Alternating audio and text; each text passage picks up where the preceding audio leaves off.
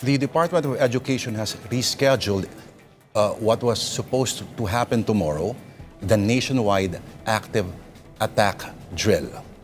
But psychiatrists are calling on the Education Department to defer the drill, warning that high-intensity simulations could cause unnecessary trauma among students.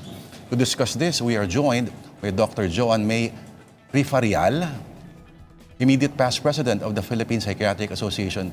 Doc Joan, thank you for joining us. Si Lord po. Hello. Yes, good evening, Sir Lord, at maraming salamat for having the PPA on your program. Maraming salamat po. Munti ko na kayo hindi makilala. Ang haba na ng buhok ninyo, Doc Joan. All right. Yeah.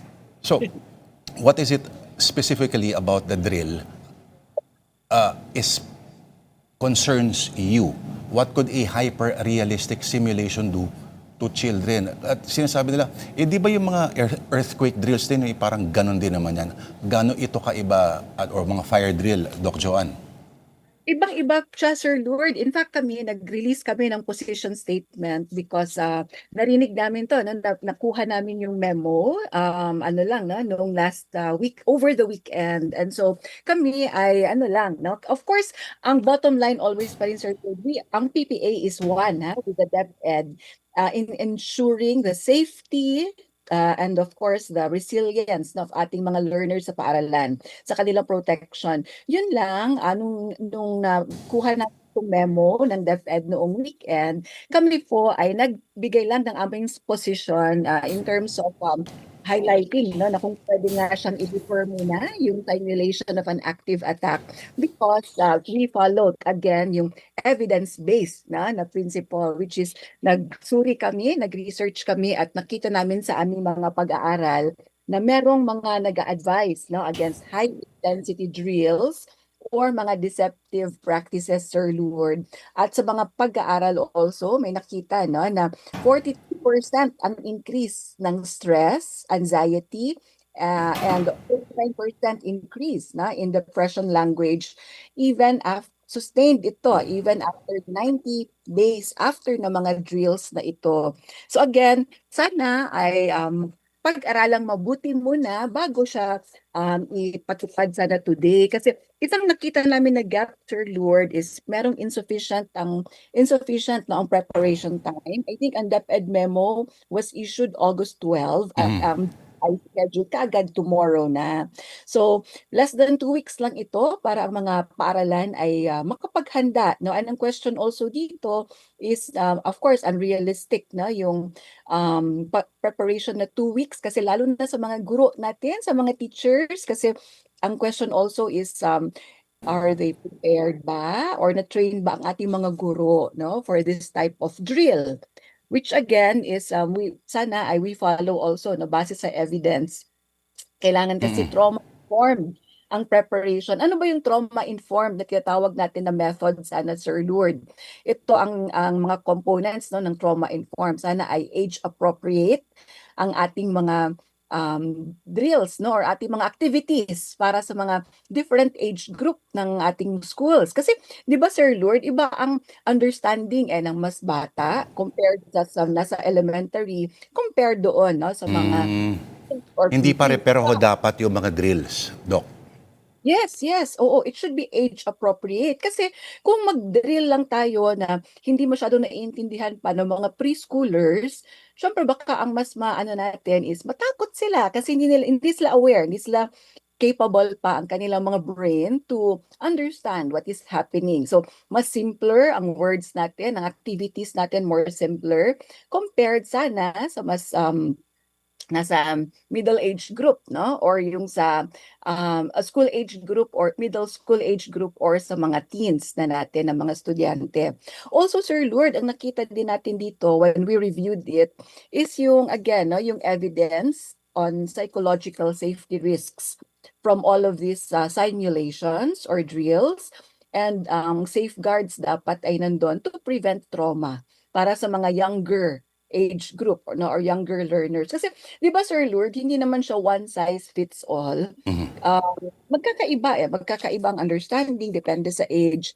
And also, design sana, Sir Lord, is more on preparedness pa rin, but sana ay we protect na yung the psychological and emotional safety ng ating mga learners. So Mhm. hopefully, yeah. And Doc, meron din mental health support yun. available.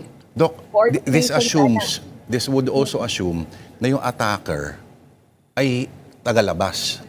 What if the attacker is kasama rin doon sa mga drill?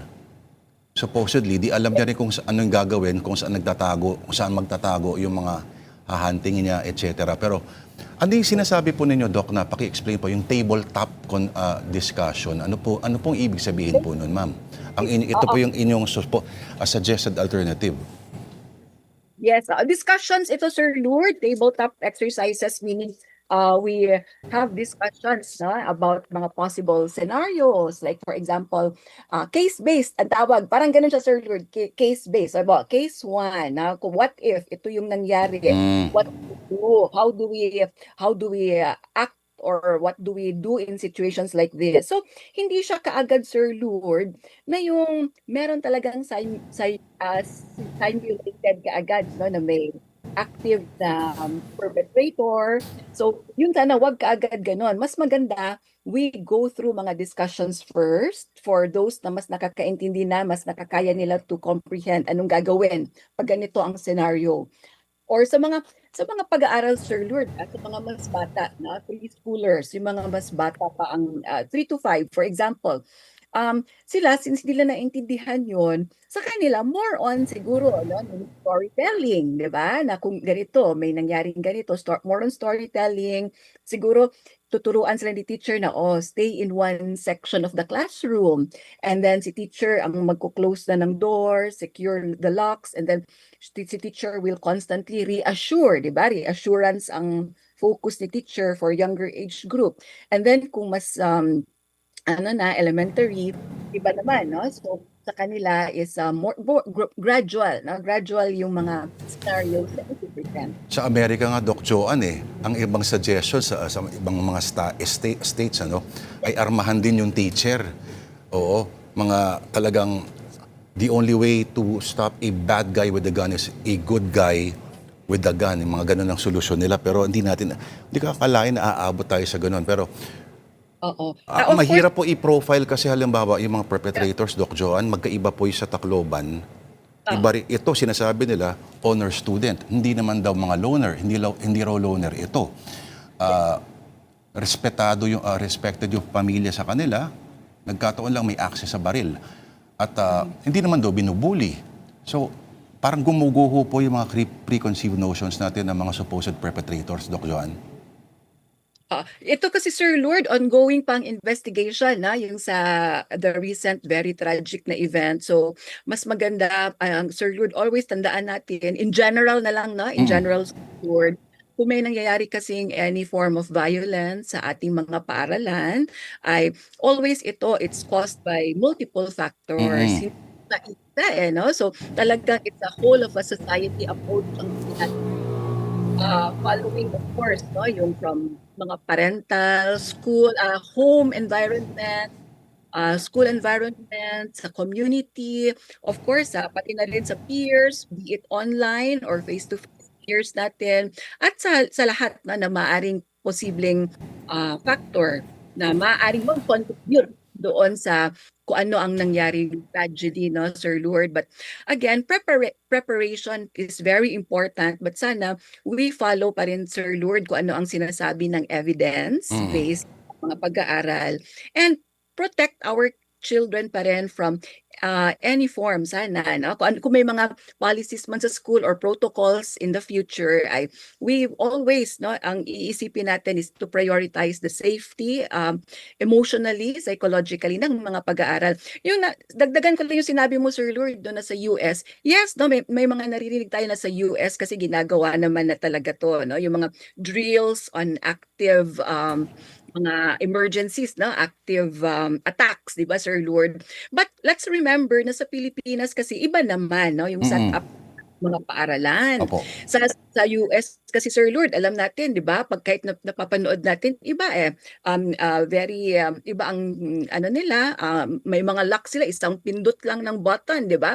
Kaagad sila, very automated, di ba, Sir Lourdes, ang kanilang mga locks doon. So, kaya kailangan, Sir Lud, kami pag-aaral, no? Mm. Pag-aralan mabuti na sana, yes, while we are prepared to protect our kids, our children, our learners, ay sana wag naman yung makakaano pa, no, yung makakadagdag or maaring may potential to cause harm, no, through trauma or re-traumatization. Kasi ang always, Sir Lud, sana bago tayo mag-ano din, do ng drills, needs assessment is Mm. very important. Mm. Ano ba tong needs assessment, Sir Lord? No, tingnan natin, ano ba ang capacity ng isang, kasi nationwide, di ba, Sir Lord, ang gusto ng DepEd. Mm. Yeah, so, yeah, but we know na kahit naman anong parte ng nation natin, iba-iba ang needs also.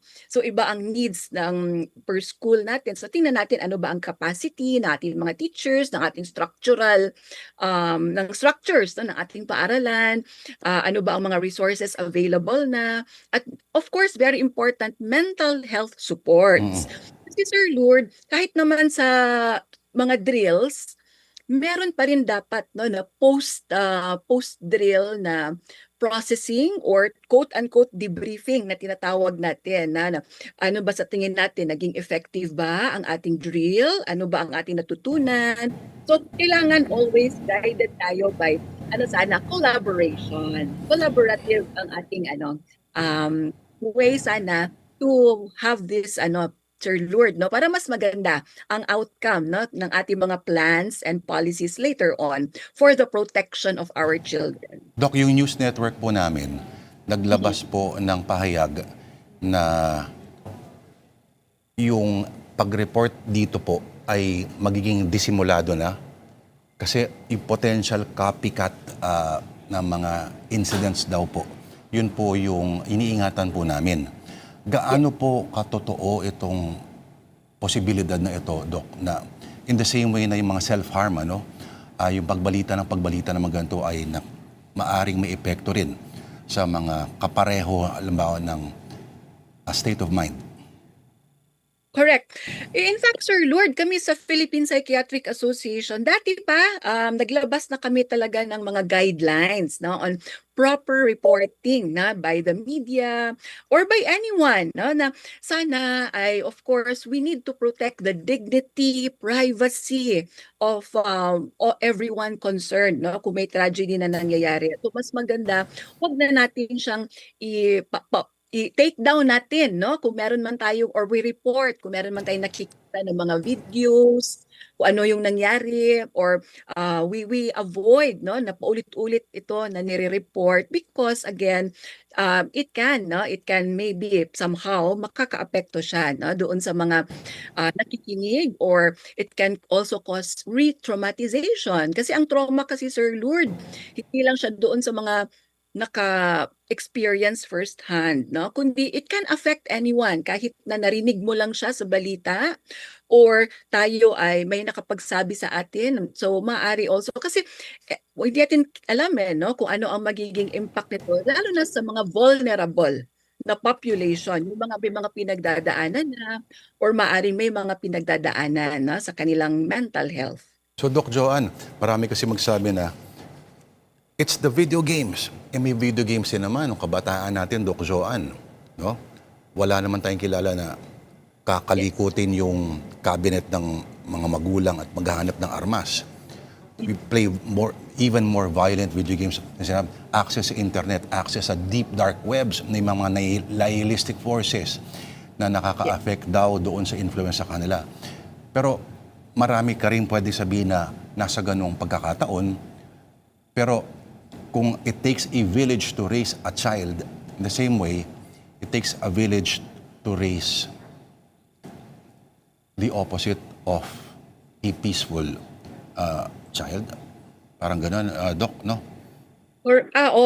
Sir Lord, so kailangan talaga we really need na to strengthen sana, Sir Lord, no, strengthen natin kung ano yung mga protective factors para sa isang individual, be it bata or adults na. We strengthen always yung mga ano bang makakatulong, no, for prevention, mental health promotion, and kung ano ang makakaprotect. So kasama na dito, no, na sana it starts with the home, and of course kasama na rin dito yung school environment, no, na isa individual. So paigtingin natin yung anti-bullying efforts ng mga paaralan, strengthen natin yung community support na available para sa isang learner or sa isang individual, strengthen yung kanilang inherent, no, na mga coping skills.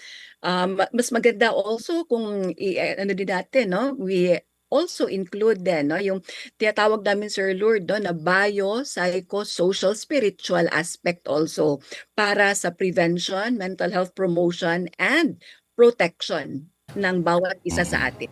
Alam mo, Doc Joanne, this deserves a longer conversation. At sana po magawa po natin yun soon. Maraming salamat po sa oras na binigay niyo sa atin. Dr. Joanne May Perez Rifarial, immediate past president of the Philippine Psychiatric Association. Doc Joanne, maraming salamat po. Thank you, Sir Lord, on behalf of the Philippine Psychiatric Association.